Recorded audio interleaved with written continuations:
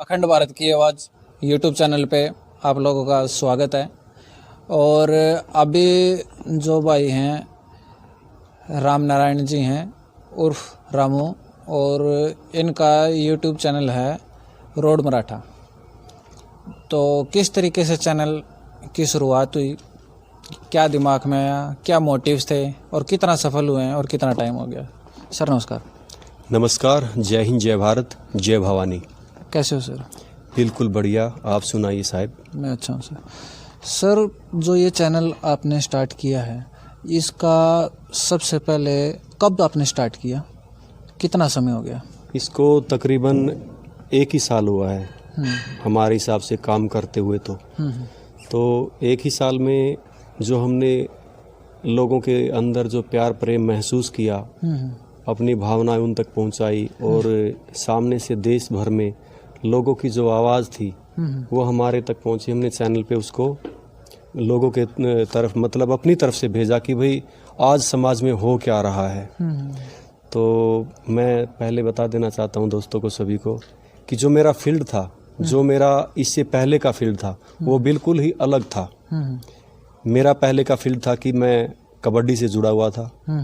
10 साल कबड्डी खेली, 8 साल मैंने वॉलीबॉल भी खेली, और बीच में 2 साल रग्बी फुटबॉल भी खेली। तो मेरा खिलाड़ी का एक, और जीवन में मैं बहुत खुश भी था। लेकिन जीवन में एक ऐसी घटना घटी दिल्ली में मेरे साथ कि मैं इस लेवल पे रहूँगा तो केवल अपने लेवल पे ही जी पाऊँगा। तब मैंने ये पत्रकारिता वाला जो सिस्टम था, उन दिल्ली वाली घटना ने मुझे ये अपना चेंज करने पर मजबूर किया कि भाई अपना फील्ड चेंज कीजिए, क्योंकि आवाज़ में वो दम है जो हाथों की ताकत में नहीं है।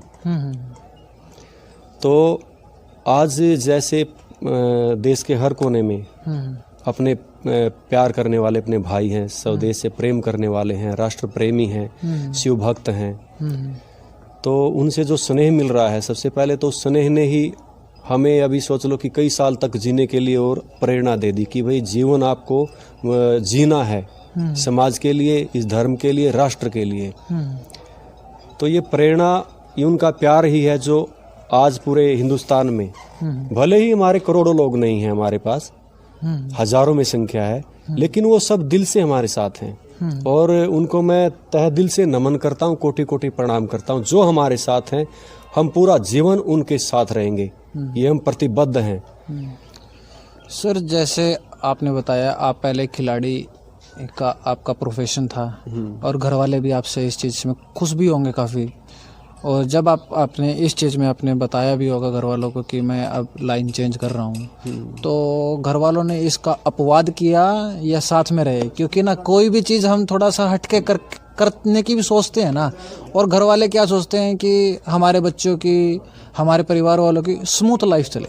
अभी जब देखा जाए ना, तो घर वाले मेरे खिलाड़ी बनने से खुश थे। अच्छा। मेरे हालात ऐसे थे कि आप मेहनत करो, खेती करो, आप किसान हो, अगर इसे दूर जाओगे तो आप प्रॉब्लम में हो जाओगे। तो हुआ भी ऐसा ही। तो खिलाड़ी अभी 90, जैसे खिलाड़ी 100% होता है, 100% वो खिलाड़ी बन जाता है, तो मैं 90-95 से वापस आया हूँ। तो मेरे जो नज़दीक के लोग थे, उन्होंने बहुत, उनको दुख हुआ कि आप अभी तो पूरी स्टेज पे पहुँच के वापस आए हो, यहाँ तक पहुँचना बड़ा मुश्किल है, आप यहाँ पहुँच गए फिर भी वापस आए। मेरे जीवन में कई ऐसी घटनाएं घटी कि मुझे वो फील्ड छोड़ना पड़ा, घरेलू मेरे कारण बन गए। तो उसके बाद परमात्मा ने फिर मौका दिया, मैं इस लाइन में आ गया। इस लाइन में आने के बाद भी घर वाले मुझसे खुश नहीं थे, क्योंकि इस चीज में घर से दूर रहना ज्यादा जरूरी होता है। बिल्कुल सर। और घर का काम भी छूट जाता है, जिससे मेरी इनकम है जो खेती बाड़ी थी या उससे, वो तो मेरा फील्ड छूट ही गया ना। तो ये कई प्रॉब्लम आई, फिर भी मैंने ये काम नहीं छोड़ा। लेकिन आज जो मेरा गया है उसका मुझे नुकसान नहीं, लेकिन जो मुझे मिला है उसके लिए मुझे बहुत ज़्यादा खुशी है। अब घर वाले खुश हैं इस काम से? घर वाले मेरे, जो मेरी माँ हैं, जो मेरी प्रेरणा का स्रोत हैं, वो बेचारी अनपढ़ औरत हैं, उन्हें कोई खास ज़्यादा जानकारी नहीं है। जो मेरी घरवाली हैं, वो भी चाहती हैं कि ऐसे ऐसे आप दिन रात बाहर रहोगे तो फिर कैसे चलेगा, परिवार को समय नहीं, हाँ, परिवार को समय नहीं दे पा रहे। तो लेकिन फिर भी जो आज मेरी जो पोजीशन है वो एक नंबर की, मैं इससे खुश हूँ। लोगों को क्या लगता है मुझे उससे कोई मतलब नहीं, मैं कर क्या रहा हूँ मैं उससे संतुष्ट हूँ। मन को संतुष्टि मिल, बिल्कुल मन को संतुष्टि है। इस संसार में और कोई खुशी नहीं है। मनुष्य बहुत ज़्यादा पैसा हो जाने के बाद भी शांति ढूंढता है। सर जैसे कि तो सर मेरा आपसे सबसे बड़ा क्वेश्चन ये है, जो आपने चैनल को स्टार्ट करते हुए जो आपके मोटिव्स थे, जो आपके उद्देश्य थे, अब तक उनमें कितनी आपको सफलता मिली है? जीवन ने वैसे तो बहुत ठोकरें मारी हैं, और जब मेरा परिचय देश के गणमान्य व्यक्तियों के साथ होना शुरू हुआ तो मेरा जीवन बदल गया। मैंने सोचा इस करोड़ों की भीड़ में अभी भी बहुत योद्धा बाकी हैं। सबसे पहले पूना में मेरी मुलाकात हुई, भारतीय आर्मी के कर्नल थे जिनका मैंने जीवन परिचय देखा और उनका इंटरव्यू लिया पहली बार। उनका नाम था कर्नल पाटोले जी, और वो हमारे लिए इंटरव्यू के बाद इतने आदरणीय हो गए, क्योंकि जब हमने उनका इंटरव्यू लिया तो उसमें पाया कि ट्रेनिंग के तुरंत बाद 9-10 दिन उन्होंने सर्विस की होगी, उसके बाद भारत पाकिस्तान युद्ध शुरू हो जाता है, और वो 10 दिन के ही सैनिक होते हैं। यानी ट्रेनिंग करके 10 दिन ही उनको हुआ था अपनी पोस्ट पे, तभी उनको बांग्लादेश में उनकी ड्यूटी लग जाती है और उनको 4 गोलियां लग जाती हैं। 4 गोलियां लग जाने के बाद भी, और उनके जो सिपाही उनके साथ थे टुकड़ी, वो अपनी टुकड़ी के आगे आगे चल रहे थे, तो उनके जो साथी थे वो बोले आप पीछे हो जाइए, हम आपकी वो करेंगे, डिफेंस करेंगे हम आपका। तो वो बोले नहीं मैं आगे चलता हूँ। तो फिर उन्होंने रिक्वेस्ट किया कि सर आपका अनुभव कम है, अभी आप नए आए हो तो हम आगे चलेंगे।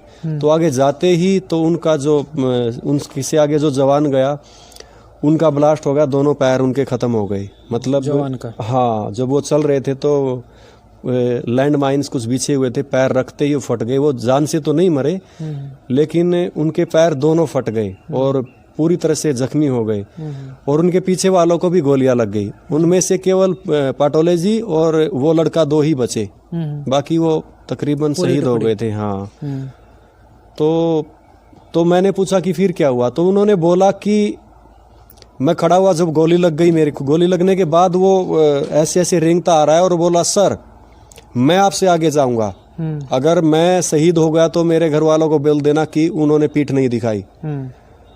तो इनकी आंखों से आंसू आ गए, वो बोले नहीं मैं जाऊंगा पहले, अभी तो आपका तो पीछे बहुत सारे वो हैं, मेरा तो अभी कुछ शुरू भी नहीं हुआ फैमिली हाँ वगैरह, तो मैं जाऊंगा। लेकिन इतनी उन्होंने 3-4 सेकंड की बात की होंगी तो तभी ये दोनों बेहोश हो गए, और जब उनको होश आया तो वो मिलिट्री हॉस्पिटल कलकत्ता में थे। तो ऐसे ऐसे लोगों से जब मिले तो मुझे अनुभव हुआ कि भगवान ने सही दिशा में मुझे भेजा है। अगर मैं खिलाड़ी रहता तो शरीर से मैं पैसे कमा लेता, मेरे पास 2-4 गाड़ी हो जाती, 10-20 बुलेट हो जाती।